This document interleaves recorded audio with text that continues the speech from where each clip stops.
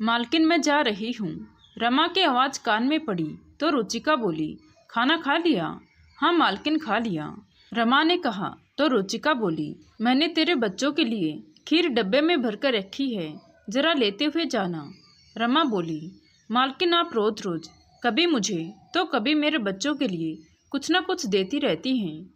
जब घर ये सब लेकर जाती हूँ तो बच्चे बहुत खुश हो जाते हैं। भगवान आपका भला करे मालकिन। तो रुचिका बोली, रमा मुझे अच्छा लगता है ये सब करना। काश मैं पहले ही इस बात को समझ जाती, मगर मेरी बुद्धि तो तब घास चरने गई थी, इसीलिए तो अनजाने में वो सब कर बैठी जो मुझे नहीं करना चाहिए था। रमा बोली, क्या हुआ मालकिन, क्या कर बैठी आप?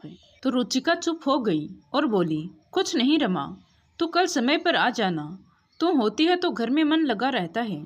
रुचिका इस बड़े बंगले की मालकिन, बच्चे दोनों अमेरिका में सेटल थे और पति केशव सीधे रात को 10 बजे घर आते थे। केशव की फैक्ट्री दूरी पर थी, इसीलिए सुबह का टिफिन रुचिका साथ ही दे देती थी। केशव की ड्यूटी सुबह 10 बजे से लेकर रात 10 बजे तक थी, तो रुचिका का इतने बड़े बंगले में अकेले दम घुटता था। आज रात को रुचिका केशव से बोली, केशव मुझे नहीं रहना यहाँ अकेले, बच्चे भी बाहर चले गए और तुम भी घर पर नहीं रहते, मैं अकेले बहुत बोर होती हूँ। तुम रमेश भैया और रेशमा से बात करो ना, शायद वे यहाँ वापस आ जाएं, फिर से हम एक साथ रहेंगे। रमेश केशव का छोटा भाई और रेशमा रुचिका की देवरानी थी। ये संयुक्त परिवार बरसों साथ में रहा, मगर केशव के माता पिता के मरने के बाद दोनों भाई अलग हो गए थे। रमेश और रेशमा दोनों अलग होने के बाद किराए के मकान में रहते थे। केशव बोला, रुचिका तुम्हें तो अलग होना चाहती थी, मेरे पैसों, मेरे बंगले और मेरी हर चीज़ पर तुम्हें हक चाहिए था। अब वो सब मिल तो गया तुम्हें, तुम्हें क्या लगता है कि वे लोग वापस आएंगे? तुम्हें तुम्हारी देवरानी ने ऐसा छोड़ा कि पलटकर वापस भी ना देखा। रुचिका को अपने किए पर शर्मिंदगी महसूस हो रही थी और वह अतीत के गलियारे में चली गई। रुचिका और रेशमा दोनों देवरानी जेठानी कम और बहनें ज़्यादा लगती थी। दोनों की शादी में भी बस 2 साल का ही फर्क था, इसीलिए दोनों की खूब पटती थी। सास विमला जी भी दोनों की जोड़ी की बलाइयाँ लेती, क्योंकि उन दोनों की वजह से उनका संयुक्त परिवार आबाद था। केशव बड़ा भाई होने के साथ साथ घर का करता धरता भी था। उसकी फैक्ट्री जोरों से चलती थी और विपरीत रमेश एक साधारण सी कंपनी में नौकरी करता था। केशव रमेश को अपने साथ फैक्ट्री में लेना चाहता था, मगर रमेश अपनी साधारण नौकरी में खुश था। उसे कमाने की बहुत लालसा ना थी। रेशमा भी रमेश से परेशान थी। वो भी चाहती थी कि रमेश ये छोटी नौकरी छोड़कर कुछ बड़ा करे, मगर रमेश नहीं मानता। रेशमा और रमेश में अक्सर इस मसले को लेकर लड़ाई हो जाती। रेशमा चाहती थी कि रमेश केशव भैया की फैक्ट्री ज्वाइन कर ले, मगर रमेश कभी कुछ बड़ा करना ही नहीं चाहता था। वह अपनी साधारण नौकरी से बहुत खुश था। रेशमा रमेश से कहती भी थी कि कहीं ऐसा ना हो कि आपकी छोटी सी नौकरी के कारण कल के दिन हमारे बच्चे बड़े होकर आप पर सवाल दागें कि संयुक्त परिवार होने पर भी पापा एक साधारण नौकरी क्यों करते थे, जबकि ताऊजी फैक्ट्री संभालते थे। पापा भी तो ताऊजी के साथ उनकी फैक्ट्री में उनका साथ दे सकते थे। ये सब सुनने के बाद भी रमेश के कानों पर जू तक नहीं रेंगी और वो उसी कंपनी में नौकरी करता रहा जहाँ पर पहले से करता आया था। प्राइवेट कंपनी होने के कारण एक दिन रमेश की नौकरी चली गई, जिस वजह से रेशमा बहुत परेशान हो गई। तब रुचिका बोली, फिक्र मत कर पगली, जिंदगी का हर एक दिन अच्छा हो ये कोई ज़रूरी नहीं है। शायद भगवान भी रमेश भैया के लिए कुछ अच्छा चाहते हैं। तभी केशव ने फिर से रमेश को अपने साथ लेना चाहा, मगर रमेश का वापस वही जवाब था और रमेश दूसरी नौकरी की तलाश में निकल गया। रमेश को नौकरी नहीं मिली, तब तक केशव पूरा घर अकेले चलाता रहा। फिर रमेश को फिर से वही साधारण सी नौकरी मिल गई और रमेश फिर से काम पर जाने लगा। धीरे धीरे दिन और साल गुजरने लगे और बीच में केशव के माता पिता का भी देहांत हो गया। अब धीरे धीरे परिस्थितियां भी बदलने लगी। केशव की फैक्ट्री जोरों से चलने लगी थी, जिस वजह से घर में पैसों की बरसात हो चली थी। रुचिका को अपने पति की कमाई पर घमंड होने लगा था और वो देवर रमेश और देवरानी रेशमा को हीन दृष्टि से देखने लगी थी। वैसे भी जिस सास ससुर की वजह से ये संयुक्त परिवार आबाद था, वे तो अब रहे नहीं थे। एक दिन रुचिका के मन में ख्याल आया कि अगर मेरा पति घर का एक्स्ट्रा खर्चा ना निकाले तो रमेश भैया अपने दम पर इतने खर्चे नहीं निकाल सकते।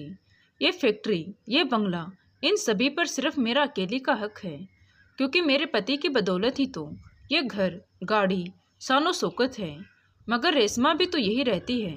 कल के दिन वे लोग हमसे हमारी सारी चीज़ों में हिस्सा भी मांग सकते हैं। इसीलिए अब रुचिका ने ठान लिया था कि वो कैसे भी करके रमेश और रेशमा को इस घर से निकाल कर ही दम लेगी। बस उसी दिन से रुचिका ने घर में कलह का वातावरण पैदा कर दिया। रुचिका के बच्चे बड़ी कक्षा में पढ़ते थे और रेशमा के बच्चे छोटी कक्षा में पढ़ते थे। एक दिन रुचिका बोली, रेशमा, तुम्हारे बच्चे मेरे बच्चों को बहुत डिस्टर्ब करते हैं, हो सके तो इन्हें अपने कमरे से ज़्यादा निकलने मत दिया करो। रेशमा ने भी हामी भर दी और अपने बच्चों को रुचिका भाभी के बच्चों के कमरे में ज़्यादा जाने नहीं देती थी। घर के काम हो, रसोई के काम हो या बाहर के काम, सभी काम रुचिका ने अपने हाथ में ले लिए और हर बात पर अपना शासन चलाना शुरू कर दिया। अब वो हर बात में अपनी देवरानी रेशमा को सुनाने लगी थी।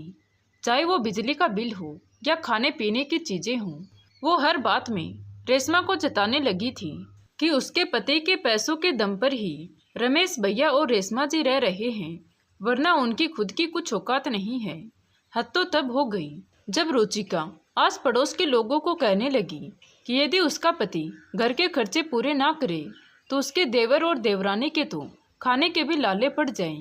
रेशमा के कानों तक भी इन बातों की भनक लगी तो उसे बहुत बुरा लगा। वो सोचने लगी, क्या सचमुच ये वही जिठानी है जिसने कभी मुझे अपनी बहन माना था। इंसान पैसे के घमंड में इतना चकनाचूर हो जाता है कि रिश्तों का महत्व भी भूल जाता है। मगर वो कर भी क्या सकती थी। उसने तो कई बार रमेश को ये साधारण नौकरी छोड़ने की सलाह दी थी, मगर रमेश नहीं माना था, जिसकी वजह से आज उसे ये सब सुनना पड़ रहा था। रेशमा को भी धीरे धीरे सब कुछ समझ आ गया था। उसने रमेश जी से बात की और दोनों ने घर से अलग होने का फैसला कर लिया। केशव रमेश के इस फैसले से खुश नहीं था। वो ये परिवार बिखरने नहीं देना चाहता था। जब उसने भाई को रोकने की कोशिश की तो रुचिका बोली, जिसकी जितनी चादर है उसे उतने ही पाँव पसारने चाहिए। रमेश भैया की साधारण सी नौकरी में भी उन्हें और रेशमा को बंगले का सुख नसीब हो रहा है। शायद ये बात इन दोनों को समझ आ गई है। रमेश और रेशमा का ये बात सुनकर दिल खट्टा हो गया और उन्होंने कभी पलटकर इस घर की ओर देखा भी नहीं। रुचिका जो चाहती थी उसे सब मिल गया और वो खुश हो गई। वो ये सोचकर खुश थी कि अब ये सारी जायदाद, बंगले और पैसों की मालकिन वो अकेली ही है। धीरे धीरे वक्त गुजरता गया और रुचिका के बच्चे विदेश जा बसे और केशव अपनी फैक्ट्री में और व्यस्त हो गया। अब घर में पूरे दिन रुचिका के अलावा कोई नहीं रहता था। वही बंगला जो हमेशा सबके शोरगुल से आबाद था, आज यही बंगला रुचिका को अकेले में काटने दौड़ता था। देवरानी रेशमा और रुचिका के रिश्ते खट्टे हो चुके थे, इसीलिए इतने सालों से बातचीत भी बंद थी। रमेश और रेशमा जब ये घर छोड़कर गए थे तो वो एक किराए के छोटे से मकान में रहने लगे थे। केशव ने भाई की मदद करनी चाहिए थी, मगर स्वाभिमान रमेश और रेशमा ने बिल्कुल मना कर दिया था कि उन्हें 1 रुपया भी नहीं चाहिए। वे लोग अपने दम पर जी लेंगे। रेशमा घर पर पापड़ बेलकर बेचने का काम करने लगी थी और रमेश भी अच्छी कंपनी में जॉब पर लग गया था। इस तरह दोनों मेहनत मजदूरी कर अपना और अपने बच्चों का खर्चा निकाल लेते थे। रुचिका के आस पड़ोस के लोग जो रेशमा से भी बातचीत करते थे, वे लोग रुचिका को रमेश और रेशमा की खबर दे दिया करते थे। रुचिका और रेशमा जब से अलग हुई थी तब से उनके बीच बातचीत एकदम से बंद थी। मगर आज रुचिका ने इतने सालों बाद सोचा कि क्यों ना वो रमेश और रेशमा से फ़ोन करके बात करे और उन्हें वापस यहाँ रहने को बुलाई। वो फ़ोन करने ही वाली थी कि विदेश से उसके बेटे अमित का फ़ोन आया और वो बोला, मम्मी, मुझे यहाँ विदेश में एक लड़की पसंद आ गई है। उसका नाम मीना है और मैं उससे शादी करना चाहता हूँ। रुचिका बोली, बेटा, तू जब भारत आएगा तब हम आराम से बात करेंगे। इतने बड़े फैसले फ़ोन पर नहीं लिए जाते। तो अमित बोला, मम्मी, मैं भारत आना नहीं चाहता, इसीलिए तो आपको ये बात फ़ोन पर बता रहा हूँ। 1 महीने बाद मैं और रीना शादी करने वाले हैं। आप पापा को बता दीजिएगा। बस यही बताने के लिए फ़ोन किया था। और अमित ने फ़ोन काट दिया। रुचिका तो ये खबर सुनकर बेचैन हो उठी। उसने तुरंत केशव को फोन करके सब बताया। केशव बोला, रुचिका, बच्चों को विदेश भेजने का फैसला भी तो तुम्हारा ही था ना। मैंने तो तब भी मना किया था कि हमारा भारत भी एजुकेशन के मामले में कुछ कम नहीं है, मगर तुम मानी कहाँ थी। तुमने कहा था कि हमारे पास इतना पैसा है, हमें हमारे बच्चों को विदेश भेजना चाहिए। तुम दुनिया वालों को दिखाना चाहती थी कि तुम्हारा पति इतना कमाता है, तुम्हारे पास इतना पैसा है कि तुम्हारे बच्चे विदेश में पढ़ते हैं। शायद इन सब बातों की सजा भुगतने का समय आ गया है रुचिका। रुचिका फोन रख खूब रोने लगी और सोचने लगी कि क्यों पैसों के नशे ने उसे अंधा बना दिया था, क्यों वो रिश्तों को समझ नहीं पाई थी। आज शायद इसीलिए ही अकेली पड़ गई थी, कोई भी तो साथ नहीं दे रहा था उसका। रुचिका ने विदेश में रह रही बेटी मान्या को फ़ोन किया और कहने लगी, मान्या, तुम यहाँ कब आ रही हो? तो मान्या अपने फ्रेंड्स के साथ पार्टी में बिजी थी, तो वो बोली, मम्मी अभी डिस्टर्ब मत करो प्लीज। और रही बात वहाँ आने की, तो मम्मी, एक बार जो विदेश में बस जाते हैं वे लोग वापस भारत में नहीं बस पाते हैं। रुचिका बोली, मान्या, मुझे तुम सबकी बहुत याद आ रही है। तो मान्या बोली, मम्मी इमोशनल फूल मत बनो प्लीज, चलो बाय, मुझे पार्टी एंजॉय करने दो। रुचिका ने कैसे अपने ही पैरों पर कुल्हाड़ी मारी थी, उसे आज ये बात समझ आ रही थी। वह उदास होकर बैठी थी कि पड़ोस वाली सौम्या जी घर आई और बोली, अरे रुचिका, सुना कुछ तुमने? रुचिका अपनी उदासी छुपाते हुए बोली, क्या हुआ सौम्या?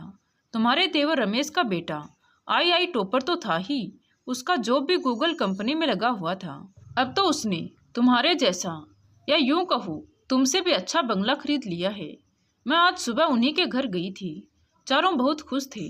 भाई परिवार हो तो ऐसा। रेशमा के दोनों बच्चे बहुत होशियार निकले, इतने होशियार कि माँ बाप की गरीबी ही दूर कर दी। रेशमा के दोनों बच्चों में संस्कार भी कूट कूट कर भरे हैं। धन्य है ऐसे माँ बाप जो बच्चों को इतनी अच्छी परवरिश देते हैं। रुचिका एक अक्षर भी ना बोल पाई और सोचने लगी, हाँ सच्ची तो कह रही है सौम्या। जिन बच्चों ने अपने माता पिता को इतनी मेहनत करते देखा और जिन बच्चों के खेलने कूदने की उम्र में उन्हें चीज़ों के लिए तरसना पड़ा, वह बच्चे होशियार निकले। और जिन बच्चों ने यहाँ सिर्फ ऐशो आराम और पैसा देखा, वे लोग अब विदेश से वापस भी नहीं आना चाहते। रुचिका आज अपने आप को बहुत तन्हा महसूस कर रही थी। आज उसे अपने किए की कीमत इस तरह चुकानी पड़ेगी, उसने कभी ये सपने में भी नहीं सोचा था। रुचिका को अपने किए पर पश्चाताप हो रहा था। कभी कभी रुचिका काम वाली बाई रमा से बतिया लेती थी और कहती थी, रमा कभी भी जमीन जायदाद के चक्कर में अपनों को मत छोड़ना, क्योंकि अपनों से ही घर आबाद है। दोस्तों, जेठानी देवरानी में अक्सर ये बात देखने मिल जाती है कि अगर एक के पास पैसा ज़्यादा हो तो वह अपनी अक्कड़बाजी दिखाने में चूकती नहीं है, मगर लक्ष्मी तो चंचल है। आज अगर उसके पास है तो कल के दिन किसी और के पास भी हो सकती है, लेकिन वो ये बात भूल जाती हैं। कभी कभी लोग जमीन जायदाद और पैसों के लालच में आकर अपनों से ही रिश्ता तोड़ देते हैं, मगर कभी ना कभी उन्हें इन बातों का खामियाजा भुगतना पड़ता है। तो दोस्तों, कहानी अच्छी लगी हो तो प्लीज़ वीडियो को लाइक, शेयर एंड सब्सक्राइब जरूर करें। Thank you.